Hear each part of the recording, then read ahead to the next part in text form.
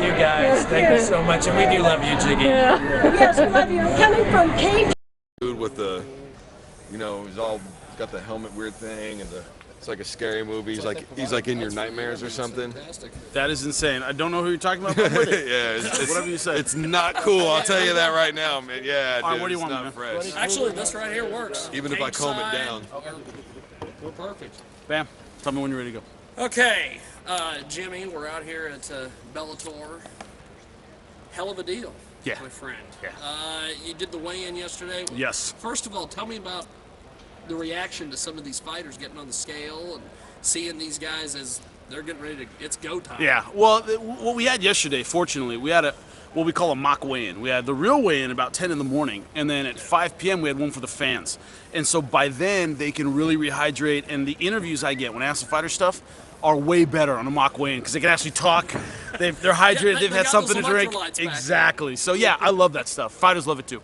Now, with the fight itself, Dave Rickles is always.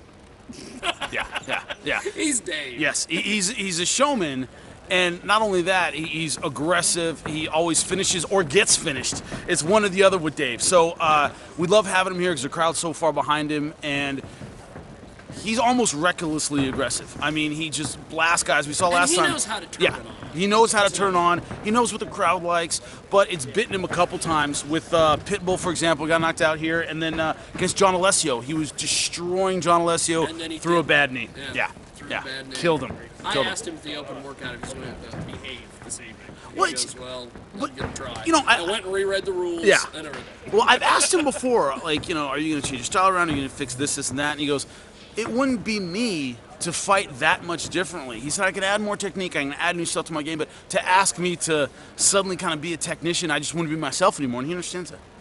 Yeah. Now, with the fights tonight, Bob Hunter, our photographer, is excited to see the Czechoslovakian female fighter. Yes. She is awesome. She is the equivalent of what my old camera guy Ross Long would refer to as a perv magnet. She's an MMA perv magnet because she attracted all the burbs because Bob was there. Yeah, she's unbelievable. Yeah. Ovchinikaya? Yes. Ovchinikaya, I'm trying to say that properly. I've been practicing a lot. I have it written down there. She's awesome. But the thing is, she's up against somebody who's a kickboxer, someone who has knockout power, who's 5-1. She talked about, when I asked her about the fight, she talked about the pressure of being the one with all the attention on her. She's the one at the weigh-ins, man. She blew everybody away. She's the one everybody's looking at. So that can be a good thing. It can also be a bad thing, where there's a lot of pressure on her shoulders. I think her opponent's coming in really loose. Ruth seemed fantastic at the, in the fighter interviews and at the weigh-ins. Like, she has nothing to lose. And she looked real confident, got up there. It's just like another day at the office. Yeah, see, that's the difference is we all look at the pretty girl. Everyone's kind of drawn to her, but she has to fight just as hard, if not harder than everybody else, and everybody forgets that. Now, with the fights tonight, what do you think is going to be the most exciting? Because you know these guys. You've been here all week. Yeah. I feel for you for spending a week in Kansas. Hey, it's not bad. It's not bad. People out here are great. Everybody's wonderful. The fans are real excited. 2 fights that have the most potential to be fight of the night. Anytime Dave Rickles in the cage, you got a potential fight of the night. Okay, Bobby Cooper, just a tough dude. Another guy who's just, a warrior. He's from out here. He's just one of those guys who's never been finished before in his career. Very experienced. On the other side, Kendall Grove versus Francisco Franz. Kendall Grove is another one of those guys who, when he fights, technically very hard to beat, but tends to get in that Hawaii-style brawl and just throw hands. Franz is another warrior, great submission game. Either one of those could be fight of the night for the same reason, in that they both have a guy known for just bringing it every time. Now, what do you make of the change? We had an illness in the main event. Yes. Moving guys up. Chet Congo's been here before, so it's... I don't think it changes very much in terms of the main event. I don't think it changes that much. These are guys that have been around the block. They know what it takes to succeed under big lights, things like that. Chet Congo, the question with Chet Congo, he still looks like Chet Congo. Looks like he's in great shape, still a beast physically. You get old quickly in this sport. How many good fights does he have at the elite level? before that drop-off? Could it be tonight? Could it be the fight after? Will Spartan catch him right at that moment? Spartan's 6'7". Every fight he's won, he's finished. Physically, he brings just as much as Czech. The question with Czech is, when does that experience become a detriment? And you've had one too many. And so, but the last few fights, he's fought very smart. I think he's going to do well tonight. Now, Kendall Grove looked real impressive on the scales. Yes. Looked like he's been putting some conditioning in. And what I like the most about Kendall Grove, the last time he fought against Joey Beltran, he's one of those guys you go, why don't you just fight long and use your jab and stick and move? And he never does it. He never does it. Dude has got arms and legs for days. But I'm like, what are you? He wades in throwing big punches. Against Joey, it was like a boxing clinic. He was moving the outside, moving his head, throwing the jab. So he fought for his length, he fought for his size, he fought so smooth and so technically. I think it's more a tactical thing tonight. He looks great, but he's generally in pretty good shape. Does he fight tactically smart? If he does, Franz has a long night. Now, as far as I noticed from this last Kansas Star event to today, you guys have a chock full of people on the prelims. Yeah. Is all this planned because Bellator has had just quick fights, like last week with Gracie Shamrock, boom, over quick? Yeah. Is that planned on purpose so we don't end up having an hour-long show? Sometimes they do. Sometimes they do. But what it is they've partnered with a local promoter here to provide a lot of the undercard fights. And it's all guys he's vouched for. It's all guys he's said, these guys are the level fights. These guys will keep the fans in the seats, which is the big deal when you're looking at a prelim fight. Do I think a lot of the ones on the main card will go early? They have the potential to go real early. Like I said, with the Caveman and Kendall, you always have a chance of first round knockout or submission with those guys. We could have some quick fights. So yeah, I mean, it's always one of those things where you look for that kind of gold in the prelims, that if we run short on time, we can throw that in the main card fight. And I think there are guys that will fit well. Now, from a television production perspective, yes, with all of that in mind, which is me, yes. What if all of those damn prelim fights go 3 rounds? We've had that happen before, man. We've had it. What happens if Spike TV throws you the satellite signal and it's like, hey, baby, it's on the Right. airtime. When you see a lot of interviews, for me, like they'll pull, I interview Hoist Gracie, I'll interview somebody in the crowd, I'll talk to one of the fighters. All that mix and match stuff is because there's some kind of time issue. We have 10 extra minutes, but the only fight we have is 15 minutes long. We don't want to do the main event yet. Jimmy, interview this guy, do this, run this promo. So a lot of that, I don't want to say filler, but those extra pieces happen because of time problems. So if we have a bunch of them go the distance, we can't fit one in there, that's when I got to interview somebody, or they'll throw in a promo for the upcoming fight, things like that. We have those pieces ready to go. Now, when you guys do some of your interviews, like I know when you have a big main event coming up, like a couple weeks ago, you had Hoist on via Skype. Right. He's not obviously, a little of the television magic. He's not obviously not, on live with you then. When do you tape those during the week? Right now. Oh, really? Yeah. Usually right now when you guys are here, it would be right before the main event starts. We have everything set up and we know what's happening. Or during the rehearsal, which is maybe an hour before right now. So it's always right near our main event in case something happens. And if we do it a week before, he gets injured, that interview doesn't make sense anymore, or something's changed or something's wrong. It's very, very close to what you guys are seeing in real time. That's awesome. Almost right before the show is when we do it. Now, as far as your prep work, you just basically show up, slap a headset on, and you're going, or do you have a pre-production that you have to do today? Yes. We already went through, about a 2-hour rehearsal this afternoon. I have all my stuff on my iPad, all my notes and everything. I study up on all these guys. I have to. So Sean Grandy, he's got the hard job. He has to know. He's got to do play-by-play and he has to know all the background from everybody, prelims, everybody. So we do all our homework, and it's all here when we're ready to go, man. Now, one question on that end: how was the transition working from Grandy to Wheelock? Was that? Or is it? They're both prep guys. I mean, when it comes to getting ready for a show, both Sean Wheelock and Sean Grandy work really hard to know everything about the fighters, where they're from, where they went to school, what sports they played when they were kids, everything. So in terms of the prep and getting ready for the show, they're very, very similar. So the transition between the two guys wasn't really that different. Play-by-play guys do a ton of work. When you see the NFL, and a guy gets tackled and they go, he was a backup quarterback in this high school. They know that's all play-by-play stuff. They know everything. That's their thing. Yeah. Now, as far as Bellator goes, they do more or less like a season. As far as we used to. We used to. You guys all the time. We are all the time. A lot of people think from the Bjorn Rebney area, we did 3 months on and kind of 3 months off, these 2 seasons. We don't really do that anymore. There might be seasons where we do more. We might do more in the fall and more in the spring, but we're on all year long, man. We start in January, end in December. Trust me, my schedule's hell. Yeah, that's rough. How do you fit that in with your PBC boxing? Both PBC and Bellator are on Spike, so they're all for the same network. I know people that do like NBC and CBS and Bellator. They have to coordinate all stuff. Ranello probably has just a schedule that's out of his mind. Hell. He's Showtime, he's WWE. Not my problem. Spike gets me from... gets you where you need to be. Exactly. Awesome. They're all for the same network. So Yeah. Spike will get me, all right, you're going from here, then you're going to this, and you're doing a PBC thing, then you're going here, and okay, it's your network. You make sure I get from where I need to go to PBC. Point A to point B. Yeah, it's all their problem because I'm not working for two different entities. Yeah. Now, at the end of the night, most of the fighters, you know, like for instance, they're going to be forced to talk to us chuckleheads and Yes. the rest of the media. Yeah. What do you do at the end of the night? Are you just done? You just put the headset down and you're out of here? Is it like David Letterman? You take the jacket off and leave? No, not at all. The highlights you guys see on Yeah. YouTube and stuff, the Bellator package highlights, Yeah. we do all of those sitting right here, right after the show. So they cut the highlights for me. So I take 5 minutes, go use the restroom, do what I have to do. Then they have everything cut up for me, and they go, "You ready to voice the highlights?" We voice the highlights, and they go out to social media and all that stuff tonight. So they cut that awesome. right here, and we voice it. That's the last thing I do. Boom. Yep. That's it. Well, before I let you go, any upcoming projects besides Bellator? Or you... I gotta tell you, Bellator and PBC are my life. So keep up with me, Jimmy Smith MMA on Twitter. Thank you so much. Appreciate you guys. For a drink. Want me to give us item or no? Coming for a steak. It's gonna be okay right here for you. Yeah, yeah, If I hang okay. tight, dude. No, You no. are so tall, bro. Seriously, man. Gosh dang, dude.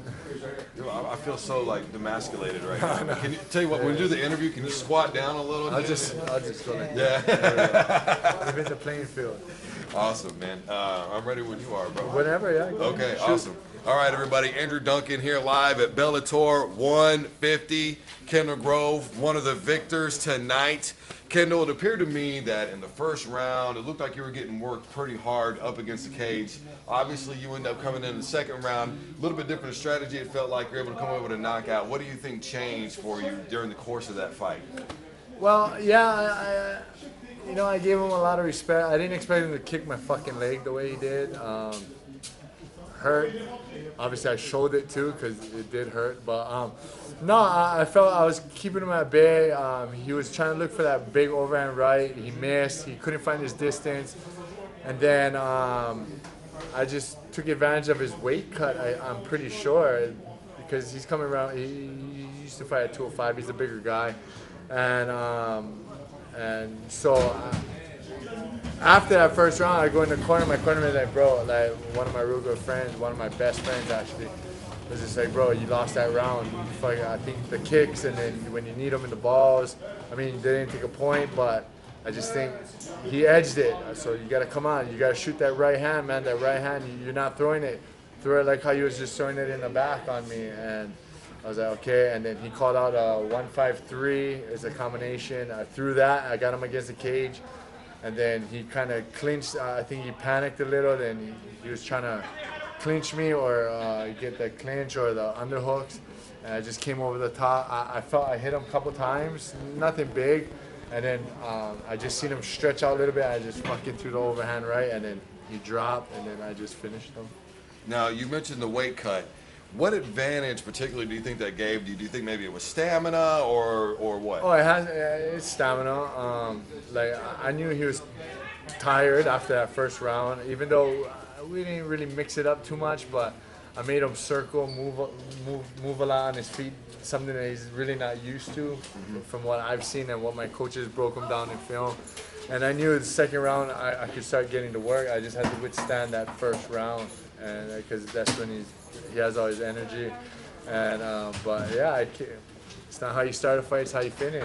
Right. Okay. I like that. You know, you've been through a lot. You've had some ups and downs in terms of wins and losses. This one was on Spike, national audience, a lot of different people watching. How do you think this fight in particular maybe helped you start back up that right uphill climb or downhill slope, I should say, back into the winner's box? Maybe get yourself back in contention. I think it moves me up. You know, I'm not gonna sit here and say I want a title shot. I do, but I mean, I'm a free agent, you know, after this fight. So my manager guys are gonna have to go talk to Bellator, see if we can reach an agreement. I hope so. I love it here, you know. But that's in the future. But if so, yes, I would love a title shot again, and take full advantage of it. You know, this is my second knockout in a row, which is cool, you know, to be on that end of it. I'm usually inconsistent, you know, I win one, lose one, win one, lose one, you know, and but I'm not fighting bums, you know, I'm fighting some of the best guys in the organization wherever I'm at. So yeah, we'll see. I'll definitely love a title shot, but at the end of the day, I'll let my manager guys take care of that, and we'll see. I love Bellator Nation, and I know Bellator Nation loves me back, and I always come to fight, and I always put on a good show in victory or defeat. So, yeah. Okay, Kendall, you got a really great reception in this arena today, Mulvane, Kansas, of all places. Everybody really loved you, seemed to love your enthusiasm. You're talking about it's time for you to be able to go. move on to the next point with Bellator. What's it going to take to keep you here at Bellator? What was that line in Jerry Maguire? Show me the money. Exactly. How many reasons do you got for me? No problem. Hey, I got 5 kids and 1 on the way, so you know I got some mouths to feed. Should learn how that happens. Yeah. Hey, I'm getting a vasectomy on Monday though. 100%. No, but no, definitely truly blessed. You know, I was fortunate to be blessed with 5 healthy kids, 1 more on the way, but I don't want to fight forever, and I know if I have more kids, I'm gonna have to continue to fight. So, no, and I'm happy with 6. You know, I was happy with 5, but a surprise, baby. But I live in Hawaii. It's one of the best places to raise a kid. You know, I grew up there, and beaches all day. Right. You know, I don't have to worry about snow. I don't have to worry about cold weather. I think the coldest it gets is what, 69, 70 with humidity. Hawaii? Yeah. Are you serious? With humidity. 69 degrees in like springtime here, man. No, but definitely show me the money, and but yeah, I think I'm worth something. You know, I was the Ultimate Fighter Season 3 winner. I fought all around the world. I get good receptions everywhere I fight, whether it's Iowa, Kansas, California, wherever. People love the way I fight just because I don't hold nothing back. And I got heart, you know, I'll die trying, and if not, I'll get my ass kicked. I don't give a fuck, you know, but as long as I go in there and I know I do my best, and may the best man, most prepared win. All right. I don't mind at all. Your name is David Rickles. You can actually read that, man? Oh, I thought you were trying to read my scribbles. I was like, man, nobody can read that. My chicken scratch. Aren't you going to kiss the baby like you're running for president? I was like, can I sign your baby? And she's like, no, we're just going to do a picture. I don't know how to do that. I'm surprised. They're usually so scared of my beard.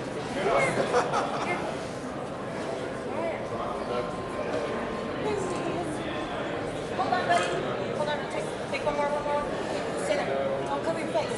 You ready?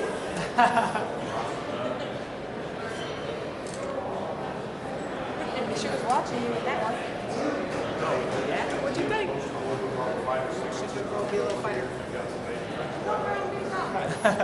Okay, Dave, while you're signing autographs, we're going to try to interview you. We're about to find out what kind of multitasker it is. We're gonna try to figure out how you can multitask, sign autographs, take pictures, and Bring in the cymbals and a trumpet, and I'll make it a band. Okay. I'll let you take it. Yeah, go ahead. Hello, how y'all doing? Good, how are you? I'm feeling pretty good. I bet you Getting are. a good win. Yeah. That was a great fight. Yeah? The energy's Great. crazy. Huh? It's so loud in there. It's I crazy. know, right?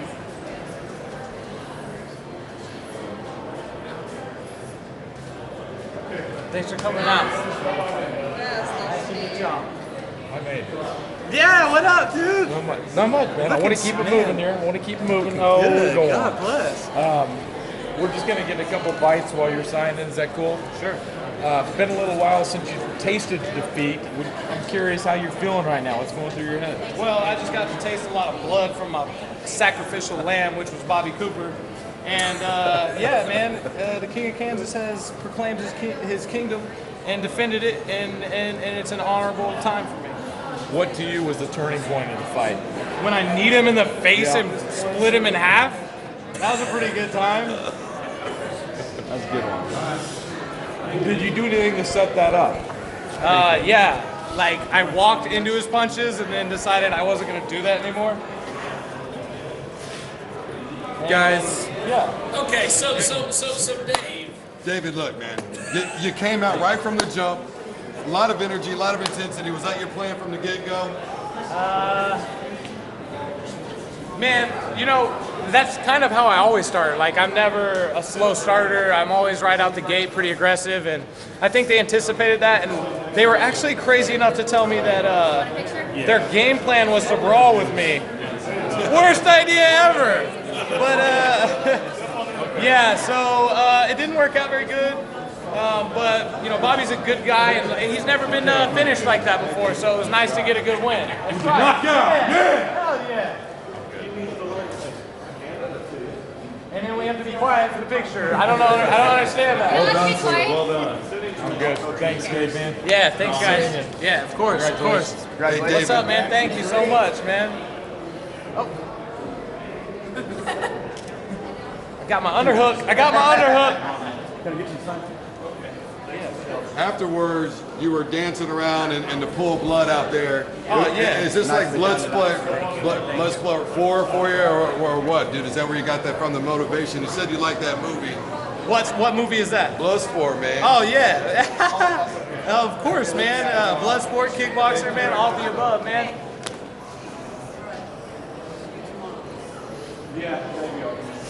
Thank you. Yeah, of course, brother. Have a good night. Any last words for Cooper tonight? Sorry for destroying your face, and you're not quite as pretty anymore, but I still love you, and Kansas City still loves you. Wichita kind of booed you, but sorry, man. You're still a good dude, and you're still super duper cool. Okay, before we let you go, what's next, Dave? Man, hopefully, like, dude, I'll say it right here, like, man, I think it'd be. I'm Anomaly, and you're watching KJAG.